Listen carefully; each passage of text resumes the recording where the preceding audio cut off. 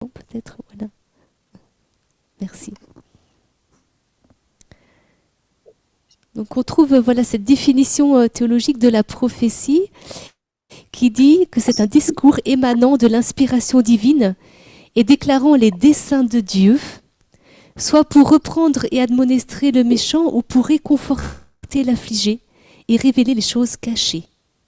Alors on voit bien que cette définition, elle touche vraiment au message des prophètes de l'Ancien Testament. Un discours émanant de l'inspiration divine et déclarant les desseins de Dieu.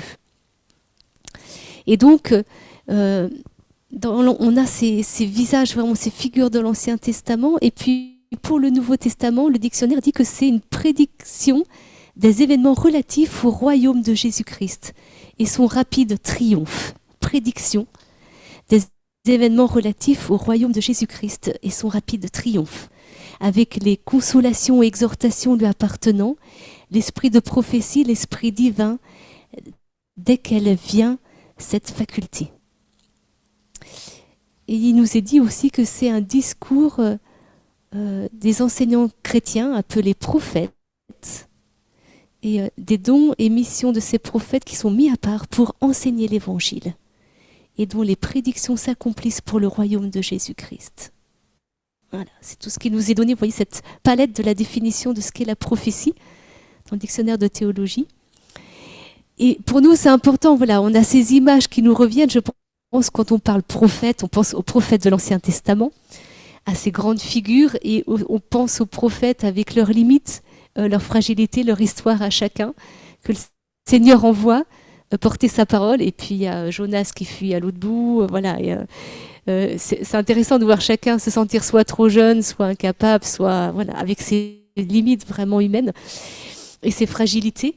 Et voilà, on sent bien derrière ça qu'il y a quelque chose qui dépasse complètement les personnes dans la dimension de la prophétie. Ce qu'on peut retenir un peu de ce que nous disent de ces figures, et vous pourrez aller relire dans l'Ancien Testament, ces belles histoires qui nous encouragent, qui nous édifient dans la foi, c'est qu'on voit bien qu'il y a cette dimension du choix de Dieu et quelque chose qui dépasse complètement la personne, qui se laisse envoyer. Et puis, nous avons aussi les prophéties de Jésus. Donc Jésus prophétise, on le voit dans... Alors, j'ai pas repris ma Bible, moi j'ai complètement oublié. J'ai préparé mes affaires, j'ai oublié de prendre ma Bible ou un Nouveau Testament. On le voit dans Luc 4, vous savez, je voulais vous le lire, dans le passage de la synagogue à Nazareth. Voilà, la première fois où Jésus enseigne dans la synagogue. Voilà, tout le monde commence à se dire, on a de la chance, on a un prophète parmi nous. Et voilà, il ouvre le rouleau, il s'installe tranquillement, il ouvre le rouleau, il lit. Alors j'ai mon téléphone, sinon qui n'est pas trop loin, je vous retrouve. Vous voyez ça, pardon. Voilà. Hop, pardon, j'ai perdu.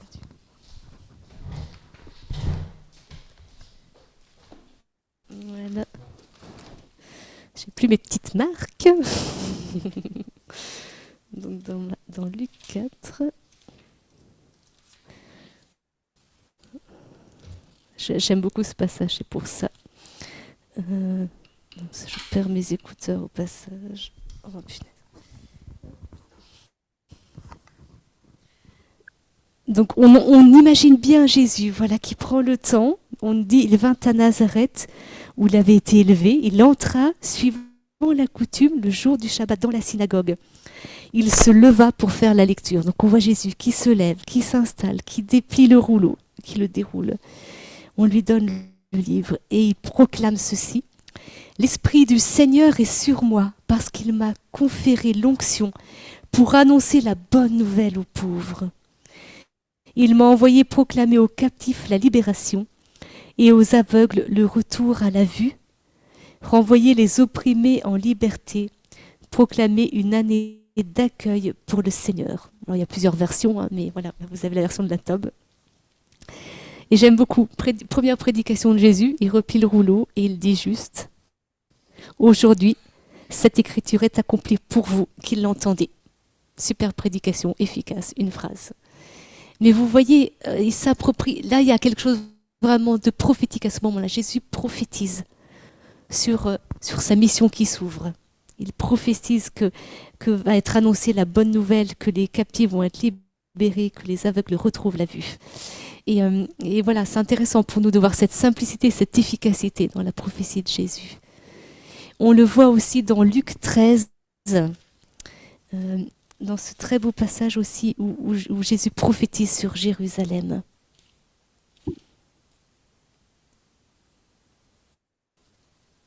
Il dit « Jérusalem, Jérusalem, toi qui tues les prophètes et lapides ceux qui te sont envoyés, que de fois j'ai voulu rassembler tes enfants, comme une poule rassemble sa couvée sous ses ailes, et vous n'avez pas voulu. Eh bien, elle va vous être abandonnée, votre maison.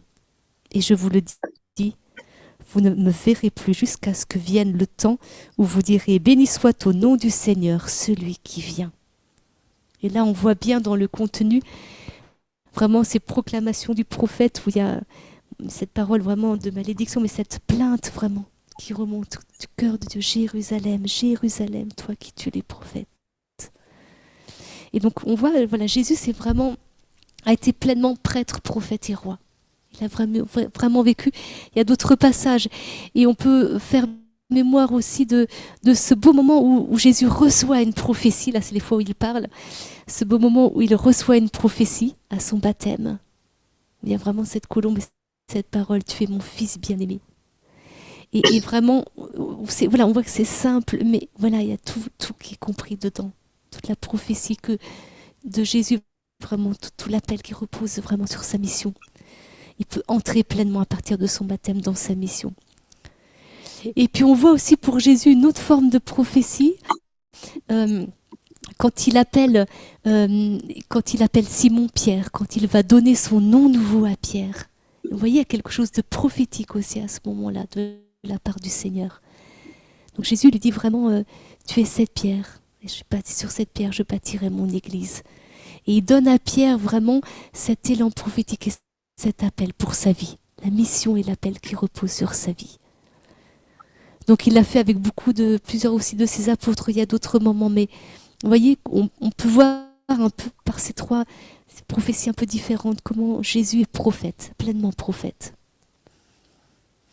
Et puis il y a ce beau passage aussi dans le Nouveau Testament, après l'Ascension, où on voit les disciples qui sont rassemblés au Cénacle et l'Esprit Saint qui tombe sur eux et on les voit qui sortent tous. Enfin, tous les apôtres sortent en même temps en prophétisant, en parlant en d'autres langues et en annonçant vraiment ce mystère. Comme on le disait dans la définition tout à l'heure, un discours qui émane de l'inspiration divine et qui déclare les desseins de Dieu. Vous voyez, c'est vraiment ça. Et on voit à ce moment-là les apôtres qui sortent et qui chacun proclame à tous ceux qui sont rassemblés là, providentiellement ce jour-là, proclame vraiment le salut de Dieu, le salut qui nous est donné. Donc c'est intéressant pour nous de se dire, voilà, la prophétie, c'est ça. Ce que nous en dit la parole, c'est ça. Et on est invité par notre baptême à être en plénitude, prêtre, prophète et roi. Ça fait partie du package de notre baptême. Il y a plein d'autres choses. Mais on est prêtre, prophète et roi par notre baptême, à la suite du Christ. Et c'est pour ça que c'est important pour nous aussi de pouvoir regarder le Christ, contempler le Christ et se laisser enseigner par lui.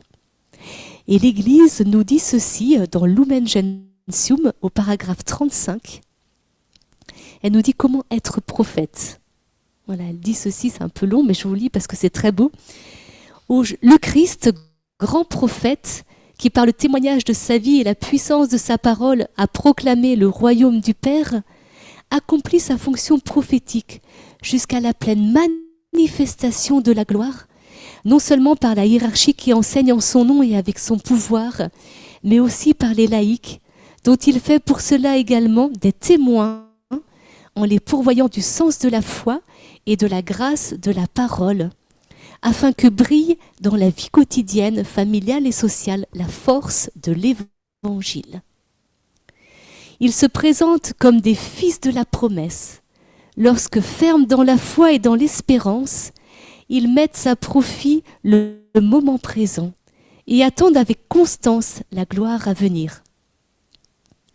Cette espérance, ils ne doivent pas la cacher dans le secret de leur cœur, mais l'exprimer aussi à travers les structures de la vie du siècle par un effort continu de conversion. C'est intéressant de voir vraiment que le Christ est grand prophète et il nous envoie vraiment porter vraiment la puissance de sa parole, la vie attachée à sa parole.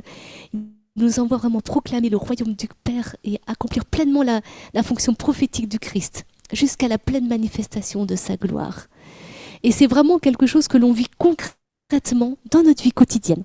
On est appelé à être comme des fils de la promesse, fermes dans la foi et dans l'espérance, en mettant à profit le moment présent et en entendant avec constance la gloire à venir. Voilà, c'est ici et maintenant, dans notre vie aujourd'hui, ici et maintenant, que nous sommes dans l'espérance. Et que, vous voyez, l'Esprit Saint travaille nos cœurs dans cette dimension prophétique. D'avoir les yeux fixés sur Dieu et de voir, de rechercher, voilà, à voir comme Dieu voit. Et de contempler les desseins de Dieu de façon spirituelle. C'est cette invitation, et ça rejoint des choses très concrètes de notre vie, mais c'est cette invitation qui nous est faite, et c'est vraiment l'Église qui nous le dit. Et le pape François disait ceci dans une méditation matinale, le 17 avril 2018, il disait « L'Église a besoin de prophètes ». Il disait « L'Église a besoin que nous soyons tous des prophètes, c'est-à-dire des hommes d'espérance, toujours directs et jamais tièdes, capables de dire au peuple des paroles fortes quand elles doivent être dites et de pleurer ensemble si nécessaire. » Et c'est vraiment ça, c'est-à-dire cette autorité dans la foi et cette compassion du cœur, voilà, selon le plan de Dieu. Parce que notre cœur est tellement travaillé par le Seigneur qu'il s'ajuste au sien.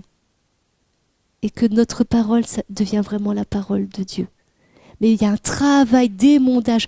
On le voit dans la vie des prophètes, ils sont tous éprouvés par le Seigneur. Il y a un travail d'émondage qui se fait dans notre cœur, dans notre vie, petit à petit. Et qui nous permet de mieux nous ajuster au cœur de Dieu, de mieux comprendre la sagesse et la volonté de Dieu, qui sont tellement différentes de la sagesse et de la volonté de l'homme. Il y a un ajustement qui doit se travailler. C'est ce qu'on appelle ce chemin de sainteté. C'est cet ajustement du cœur qui est très beau. Et voyez, moi, je trouve nécessaire aujourd'hui pour nous d'accueillir la prophétie dans nos vies. Je ne sais pas pour vous, dans votre expérience de foi et votre chemin, mais je sais que pour ma vie personnelle, j'ai besoin de marcher aussi par la prophétie.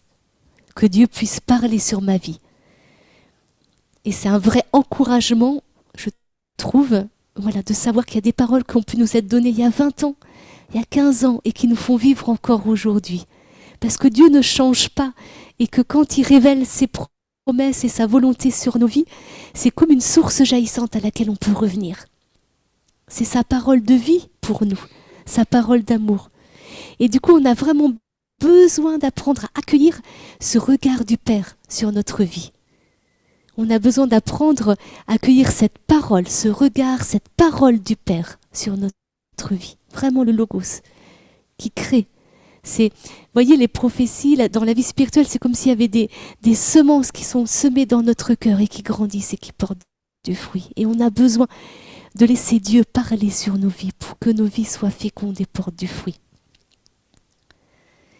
On a besoin de marcher dans les voies de Dieu, non pas dans les nôtres, donc d'apprendre à accepter de se laisser régulièrement déstabiliser par le Seigneur. Parce qu'on a des désirs, même certes très beaux, très bons, et que d'un seul coup, il ouvre une porte qu'on n'avait pas du tout pensé, imaginé, et accepter de se laisser déstabiliser, et pour plein de petites choses comme ça. Il nous déstabilise comme ça par des portes qui s'ouvrent et qui se ferment, il nous déstabilise dans la persévérance et la patience. Par rapport aux prophéties qui sont données sur notre vie, et ça c'est important pour nous.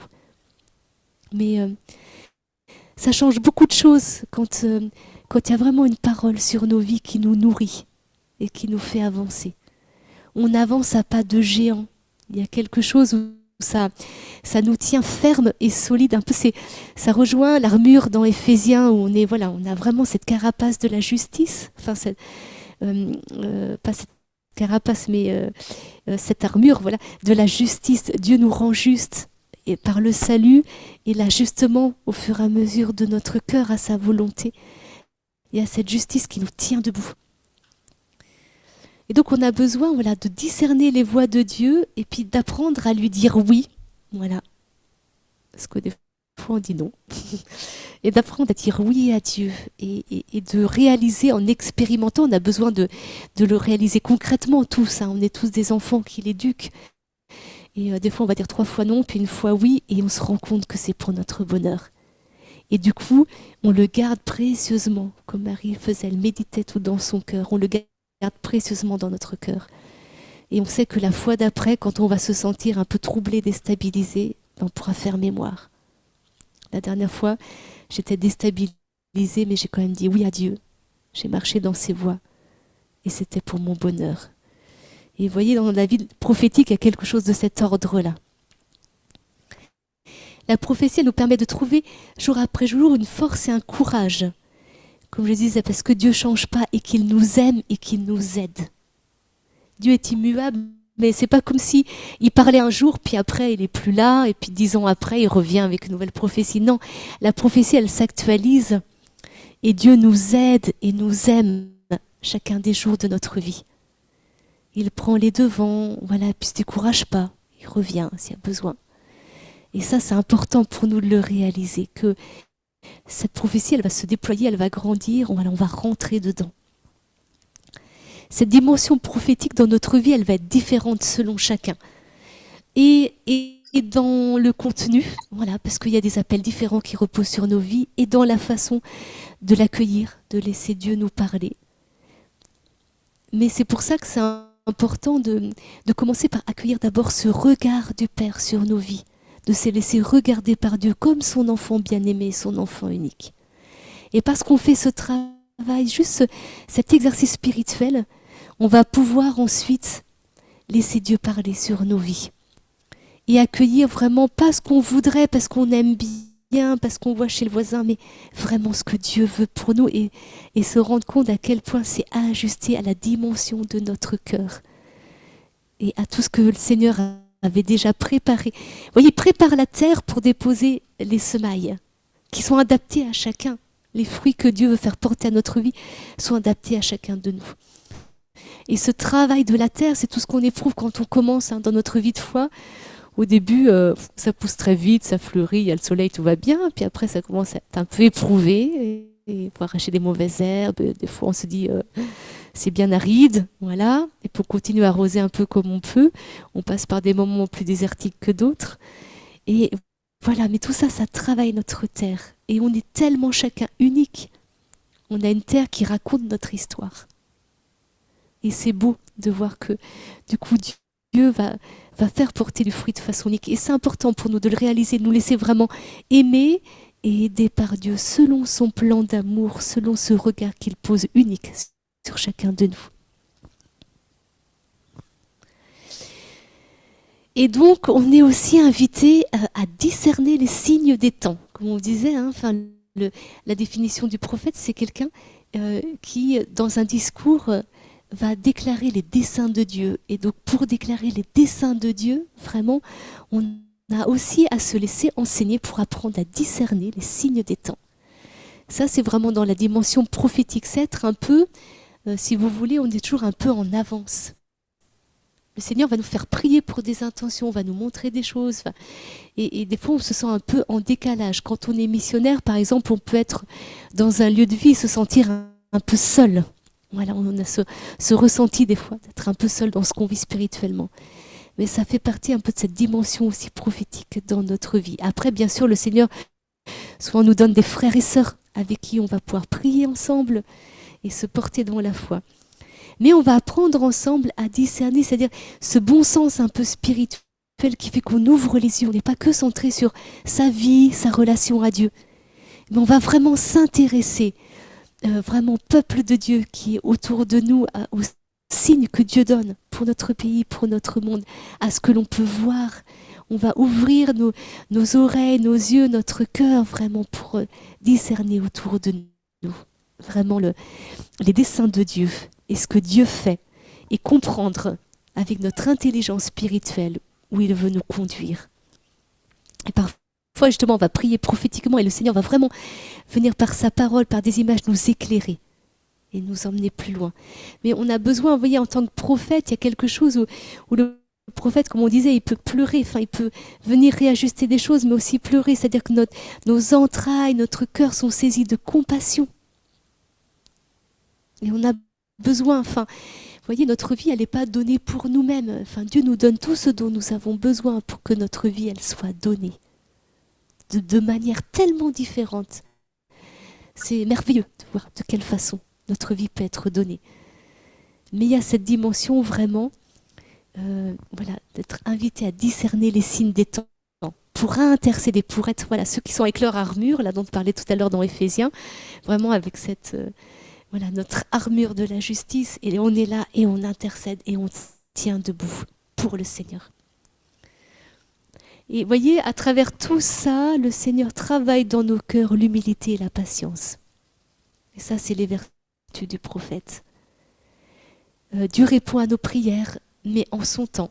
C'est ce que l'on voit quand on voit la vie des prophètes. Ils sont toujours un peu impatients. On le voit notamment dans Jonas avec l'histoire du ricin. Bon, c'est bon, Seigneur, quand est-ce que tu fais descendre voilà, quand est-ce que tu réalises ta parole de malédiction et Dieu lui enseigne la compassion de son cœur, sa patience et la compassion de son cœur. Et nous, on apprend à être aussi dans cette humilité, cette patience. Et voilà, de croire vraiment que Dieu répond à nos prières, quelle que soit la réponse qu'il fait, qu'on la comprenne ou pas, mais qui répond à notre prière. Et qu'en son temps, voilà, la volonté de Dieu se fait au milieu de nous. Qu'il y a une vraie croissance dans la foi et qu'on apprend la confiance, on apprend l'abandon, on apprend le détachement, même des choses spirituelles. Voilà, de donner nos vies, d'intercéder dans la foi et la confiance. Voilà, être prophète, et c'est important parce que c'est ce qui va permettre à ce que notre parole, quand après le Seigneur nous envoie prophétiser sur la vie de nos frères et sœurs, vous voyez, il y a quelque chose qui est vraiment ajusté dans notre cœur. Et la parole, parce que dans la dimension prophétique, quand on parle au nom du Seigneur, il y a forcément une part de nous, une part de Dieu. Voilà, on reçoit, on essaie de comprendre la volonté de Dieu pour la transmettre avec nos mots à nous. Mais plus ce travail a été fait, plus il y a un ajustement. Voilà, quelque chose qui devient fluide, plus limpide. Et c'est pour ça que c'est important, cette humilité, cette patience, cette audace. Enfin, il y a l'abandon, mais il y a cette forme d'audace, d'oser parler quand le Seigneur nous envoie, de se laisser complètement emporter par l'Esprit Saint et de laisser, voilà, cette confiance en Dieu, vraiment, cette confiance dans la compassion du cœur de Dieu, dans l'amour du cœur de Dieu pour ses enfants, qui ne peut pas nous laisser indifférents. Et du coup, c'est beau, quoi, quand on va commencer à prier, enfin voilà, on est en fait saisi de compassion.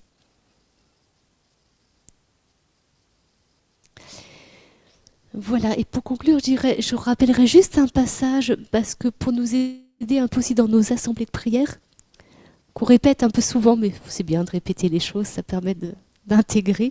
Dans 1 Corinthiens 14, 1-4, il nous est parlé vraiment de la prophétie, il est dit ceci: recherchez la charité, aspirez aussi au don spirituel, surtout à celui de prophétie.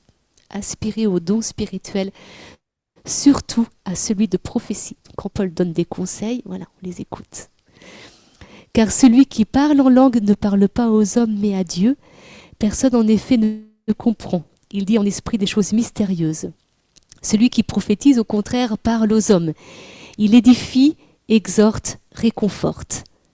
Celui qui parle en langue s'édifie lui-même, celui qui prophétise édifie l'assemblée.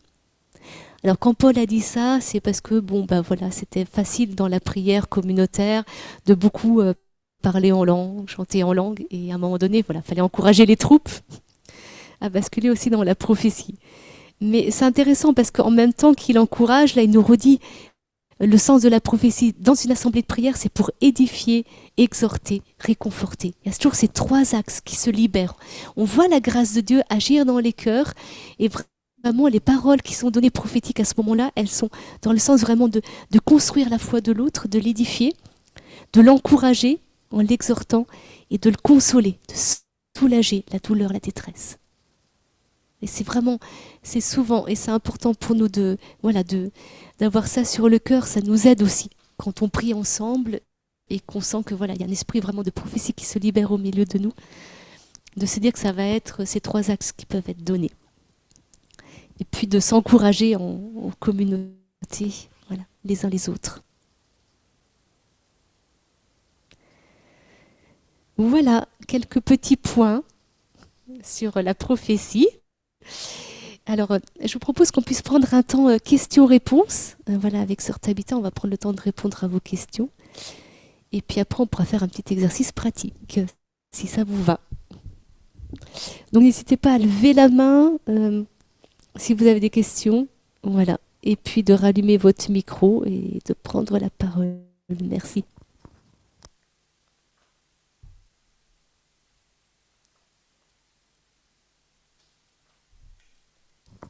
Vous pouvez aussi laisser vos questions au fur et à mesure dans le chat, si vous préférez, par écrit. Voilà, n'hésitez pas.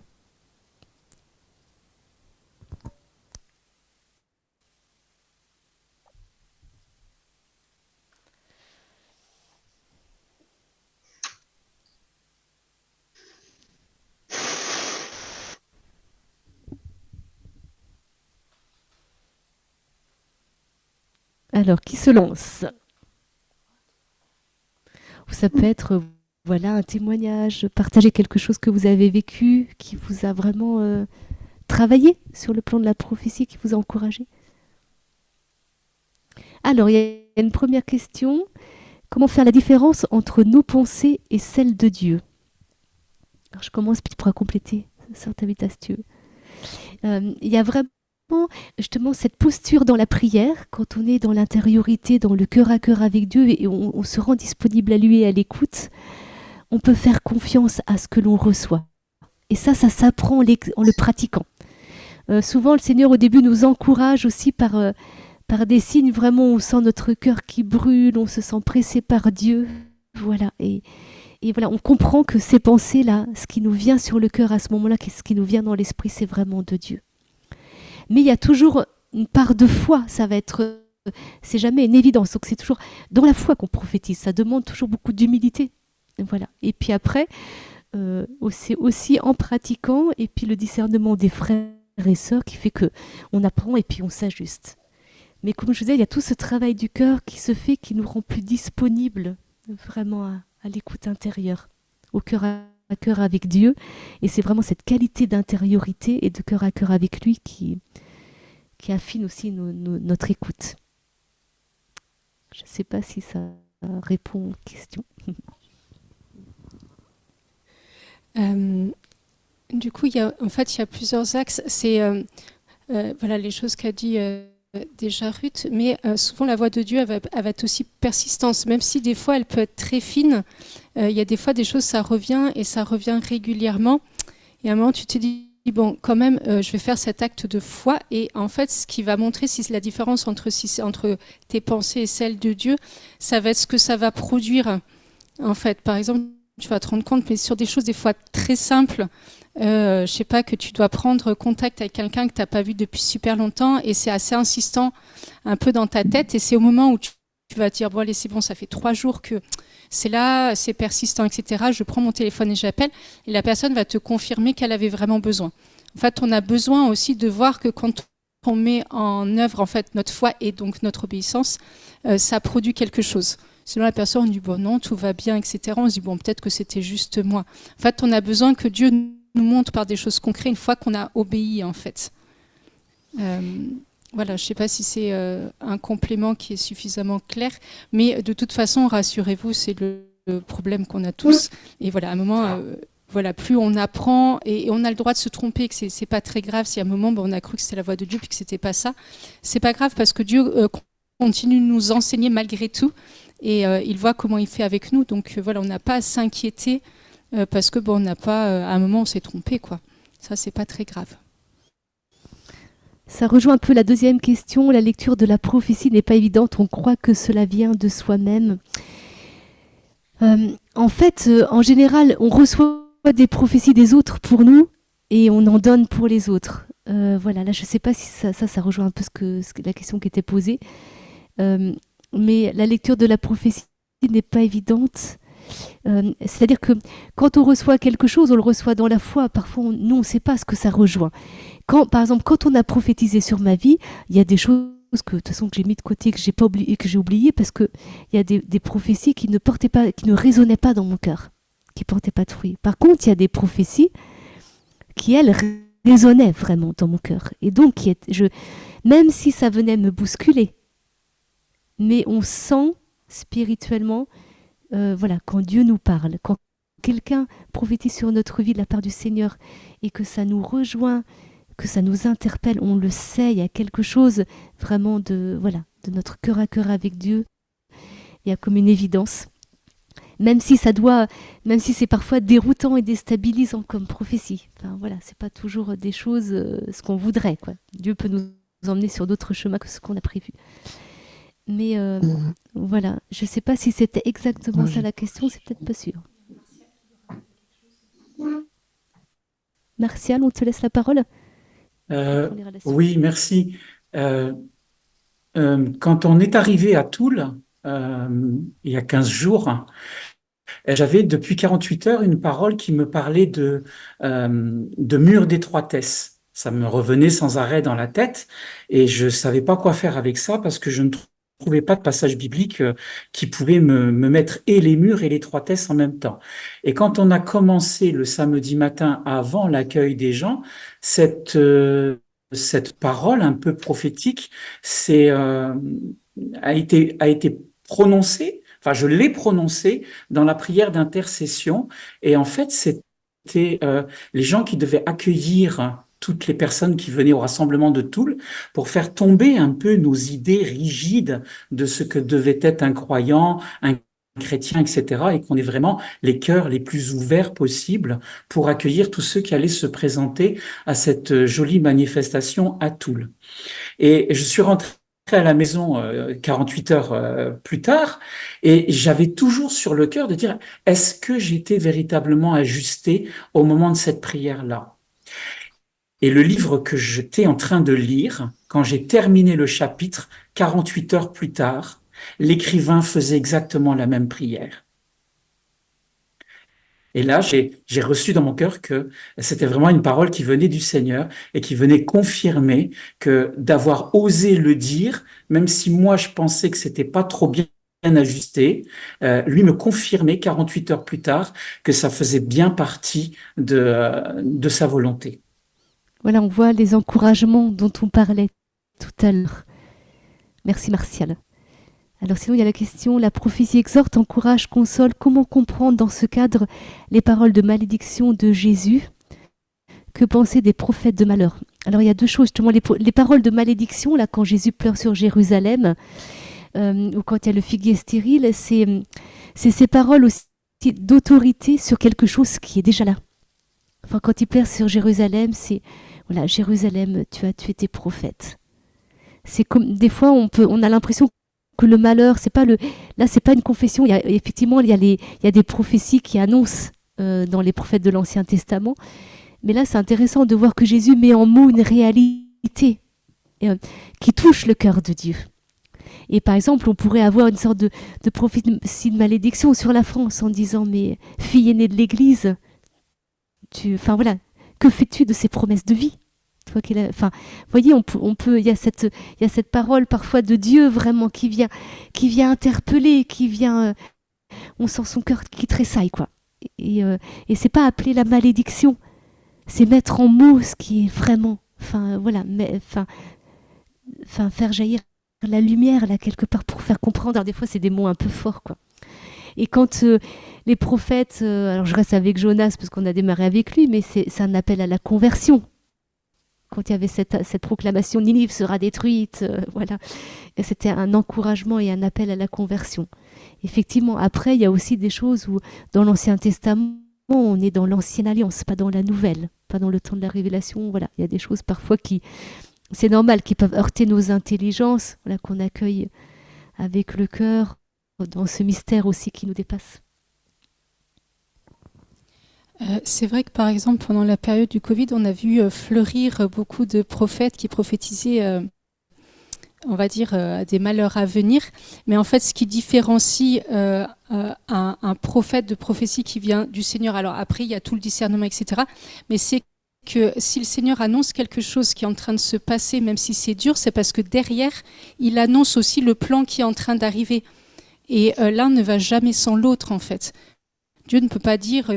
Voilà, on a vu, par exemple, et c'est dans l'Ancien Testament, on rappelle qu'on vit, nous, sous le Nouveau Testament, mais des choses qui sont intéressantes. Par contre, prévenir, par exemple, qu'il allait y avoir une famine du temps de Joseph, c'était en prévision, par exemple, de s'organiser pour, pas seulement pour soi, mais pour tous ceux qui allaient souffrir, par exemple, de cette famine. Il n'y a jamais rien, en fait, que Dieu peut venir dire ou venir, par exemple, révéler d'un péché ou d'une situation si derrière, c'est pas pour mettre en route, pour la conversion, pour accueillir une bonté de la part de Dieu ou pour ouvrir une brèche dans le cœur. Sinon, en fait, la prophétie, d'abord, elle sert à rien parce qu'on sait tous que se faire réprimander ou toucher à quelque chose de notre intégrité ou annoncer un malheur sans qu'il y ait quelque chose derrière, c'est pas du tout éducatif et que Dieu reste un père, quoi. Exactement. Ça, c'est important. C'est des axes de discernement pour nous. Alors, il y a Kat qui nous dit, alors, c'est l'esprit qui vient en nous et nous éveille. Oui. Et nous éveiller. C'est bien l'esprit qui parle en nos cœurs. C'est juste, c'est rappeler que la prophétie, si on l'enlève de la relation, de l'expérience avec le Saint-Esprit, de l'intimité à Saint-Esprit, en fait, il n'y a pas de prophétie. Même si la prophétie n'est pas limitée, et bien heureusement, par exemple, au monde charismatique, et bien heureusement, mais c'est le Saint-Esprit qui parle, et quelqu'un qui n'est pas en fait branché sur le Saint-Esprit, qui ne vit pas une relation avec lui, en fait, comment comment le Saint-Esprit va pouvoir lui parler, en fait. Donc oui, la prophétie, elle vient pas de nous. C'est vraiment un charisme, quelque chose qui vient de la part de Dieu, parce qu'on écoute Dieu, parce que Dieu se fait entendre, en fait. Alors Marie-Amélie demande, est-ce qu'il vaut mieux demander des confirmations pour être sûr de ce que l'on reçoit du Seigneur? La première chose, c'est vraiment, comme je vous disais, ce que ça produit comme fruit dans notre cœur, dans notre vie, l'impact spirituel qu'a une prophétie pour nous. Et parfois, on sent que, on sent que c'est un cadeau de Dieu qui n'est pas pour tout de suite, mais qu'on peut garder précieusement dans notre cœur. Parce que Dieu nous fait une promesse, on ne sait pas comment, mais il y a quelque chose qui va se réaliser. On le sent, et que c'est important. Demander des confirmations, non, parce qu'on est invité à marcher par la foi. Donc oui, Dieu va nous en donner quand il le voudra, comme il le voudra, pour nous encourager, parce qu'il le fait, c'est un Père qui est bon. Mais c'est important, si on se limite et qu'on demande et qu'on veut cadrer, vous voyez bien qu'il faut laisser être Dieu être Dieu. Et que sinon on est dans le contrôle. Il y a quelque chose qui n'est pas évident vraiment de lâcher prise et de faire confiance, quoi. Il y a une part de foi, et quand on doit donner une prophétie et quand on la reçoit juste dans la foi en disant ok Seigneur, mais vous voyez, il va nous faire, c'est comme si par exemple vous accueillez même si une promesse qui n'est pas pour aujourd'hui, parce qu'il y a des prophéties que l'on accueille et c'est ce que Dieu est en train de faire aujourd'hui dans mon cœur et dans ma vie. Donc là ça vient rejoindre quelque chose de précis. Parfois c'est des promesses pour la suite, d'une voie qui s'ouvre, d'un chemin, comme une graine qui est semée, et Dieu nous montre quelle graine il vient semer dans notre cœur et qui va grandir. Et du coup, parfois, on a cette parole qui nous est donnée, qu'on accueille dans la foi, et puis 2 ans, 3 ans, 4 ans après, on peut faire mémoire. D'un seul coup, elle nous revient à l'esprit. Et là, il y a eu tout ce travail de croissance, tous ces changements qui se sont opérés, et on peut faire mémoire de l'œuvre de Dieu. Et s'attacher à cette prophétie. C'est pour ça que des fois c'est bien d'apprendre à relire spirituellement, à noter, dans un cahier ou quelque part, pour relire. Mais bon, l'Esprit Saint, c'est très bien nous faire aussi remémorer des choses. Mais ça aide quand même des fois ça nous encourage, de pouvoir aller relire les paroles et les promesses de Dieu sur notre vie. C'est important. Je voudrais juste rajouter quelque chose, parce qu'on m'a posé la même question samedi. J'étais du côté de Metz pour une journée de formation à la prophétie.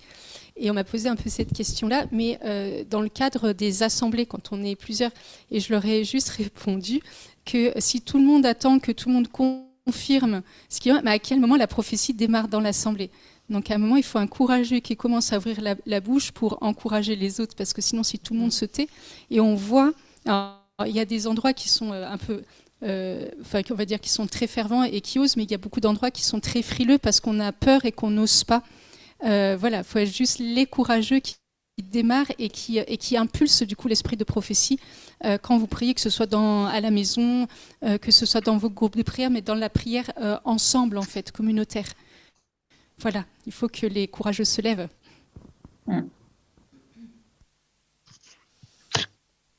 Il y a Audrey et Jérôme, du coup vous pouvez prendre la parole. Oui, ce sera plus simple que de lire.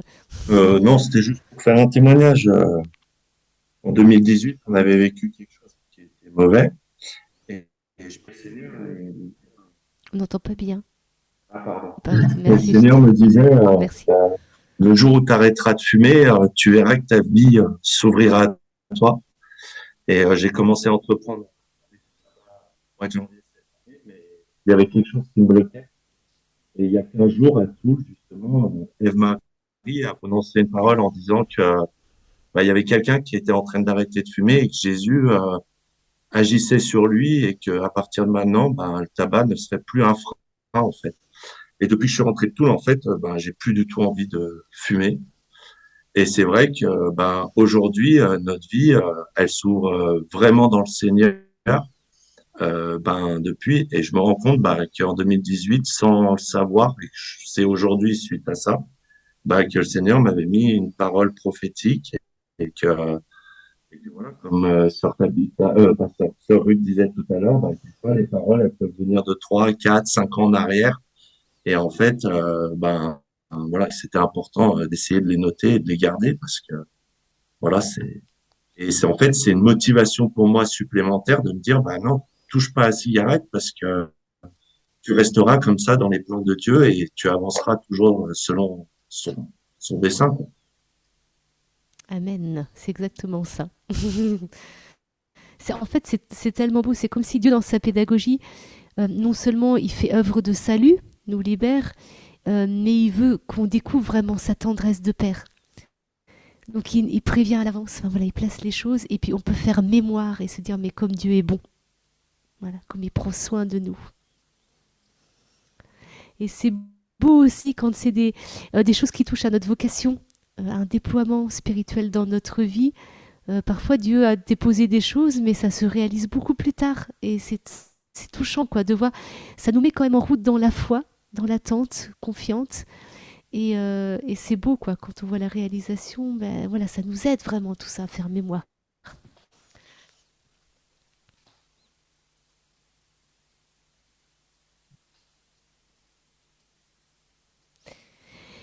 Alors, il y a une autre question pour faire suite à ce qu'a dit Sœur Tabitha. Comment être sûr que l'on est connecté au Saint-Esprit non-stop, tout du long de notre journée, si ce n'est pas à chaque seconde? Vivre de l'Esprit et seulement de l'Esprit. Alors voilà, on peut pas... il y a cette connexion du cœur dans le sens de l'intériorité qu'on dit de prier sans cesse. C'est-à-dire il y a cette attitude de communion, d'attachement de notre cœur à Dieu, mais il n'est pas forcément conscientisé. Voilà, c'est parce qu'il y a cette attitude d'offrande. Si on offre notre journée au Seigneur, notre vie au Seigneur, cette communion avec lui, elle se déploie, que l'on en ait conscience ou pas, qu'on soit pleinement dans une tâche, pleinement dans une action, notre cœur reste attaché à Dieu. Et il peut parler à tout moment, un peu dans la journée, profiter. Des fois, il profite d'une distraction, quoi, pour se faufiler d'un moment. Et donc c'est intéressant pour nous, voilà, de voir de réaliser un peu que le Seigneur peut profiter à tout moment de ce que l'on vit. Du coup, pour compléter, ce qui est important, c'est au moment, c'est cette première expérience qui nous met en route. Ça met en route un peu dans tous les domaines de notre vie, mais aussi dans la prophétie. Et après, il y a ce désir qui est entretenu de vivre avec le Saint-Esprit. Si à un moment le désir se perd, c'est qu'il y a quelque chose qui s'est attiédi en nous. Mais c'est vrai que du coup, parfois, la tentation de se dire, c'est je sens plus la présence de Dieu, je sens plus la présence du Saint-Esprit, donc ça veut dire que le Saint-Esprit peut plus me parler. Non, ça c'est une tentation, c'est sur le désir. Et là, Dieu nous éduque. Et effectivement, il y a des passages dans notre vie où on ne sent pas la présence de Dieu. Et pourtant, quand Dieu a besoin de nous parler, par exemple, pour la mission, Dieu se fera entendre, en fait. C'est bien séparer un peu les étapes de notre vie spirituelle avec les étapes, en fait, que Dieu nous fait vivre pour la mission. Dieu a besoin de nous au quotidien. Notre désir, il est sans cesse réveillé, ranimé, c'est remettre des bûches sans arrêt dans le brasier de notre cœur qu'il a allumé. Mais c'est pas dépendant de savoir si on le sent ou pas, en fait. Et ça, c'est vraiment important. Exactement. Il y a Louis qui nous demande aussi, est-ce que cela peut être une image plutôt qu'une parole? Oui. Enfin, c'est-à-dire que ça peut être un mot qui résonne, ça peut être un verset biblique. Enfin, chacun... Vous voyez, le Seigneur va se servir de tout. Enfin, ça, pour ceux qui nous connaissent, vous savez qu'on le rabâche tout le temps. Mais dans la prophétie, c'est impressionnant parfois dans les témoignages de voir l'inventivité de Dieu, quoi, qui peut se servir vraiment d'une affiche dans la rue pour parler sur nos vies, pour nous rejoindre dans quelque chose vraiment de fort pour nous. Et oui, il sait très bien. Enfin, il y en a qui font, quand on fait des songes, voilà, il y a des images qui peuvent nous marquer, ou même des émotions attachées à un ressenti, attachées aux songes, voilà, qui vont être vraiment prophétiques. Dans la prière, le Seigneur, bien sûr, voilà, se sert de tout. C'est vraiment le fruit, ce que ça produit dans notre cœur qui va nous aider déjà à un premier discernement, puis après dans la durée.